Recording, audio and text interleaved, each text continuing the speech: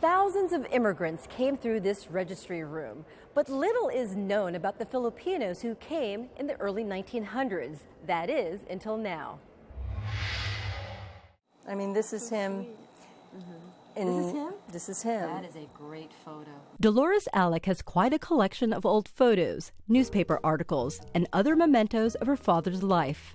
He worked with Douglas MacArthur, and he traveled with him around the world. He was Douglas MacArthur's personal valet, his houseboy. He'd shine his shoes and make his rice and shine his buckles. Her family memories are now part of Filipino-American history in New York. They are featured in a new book, Images of America, Filipinos in New York City, one of the few books to chronicle the immigration story of Filipinos in the Northeast. I think it was really important for me and for the Filipino American National Historical Society to put this book together because I think our stories need to be told. Oftentimes when you hear about the stories of Filipino Americans in the United States, you tend to hear about Filipinos on the West Coast or in Hawaii, and very seldomly do you hear about Filipino American stories on the East Coast. According to the U.S. Census, Filipinos are one of the fastest growing ethnic groups in the tri-state.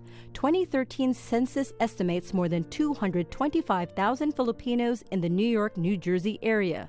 But little is written about the history of Filipino migration to the Northeast. The Philippines and the United States have a long intertwined history. What readers will discover is Filipino migration to the New York area began soon after the Spanish-American War in 1898, when the Philippines became a U.S. colony. Wealthier Filipinos sent their children to New York University and Columbia for college. In 1915, more Filipinos came through Ellis Island. Between World War I and World War II, Filipino military servicemen arrived. The largest migration came in the 1960s after the 1965 Immigration Act was passed. For many of the earlier Filipino immigrants, life was difficult. Many don't know that in 1911, Filipinos were dressed as savages for Coney Island amusement park goers. They were brought to the U.S. and to New York specifically to show what quote-unquote savage life would be in the Philippines. And so they were housed at this amusement park called the Dreamland, and people who would go to the Dreamland would see these Filipinos dressed in native Filipino clothing, which they didn't even wear regularly anymore during that time, but just typically to show what life was like for the Philippines. And it was incorrect, it was dehumanizing. They treated them like circus animals. Like immigrant groups before them, there was discrimination along with cultural barriers. Joey Tobacco's father arrived in New York in the late 40s, raising his family in Long Island. For us kids, we didn't speak Tagalog. So, at that time it was assimilate or die, the kind of thing that, the Borg from Star Trek. So it was a different kind of society that we lived in at the time, and unlike today where we have diversity as an accepted cultural norm, back then it was, especially for New Yorkers, you had to become a New Yorker, otherwise you weren't going to make it here.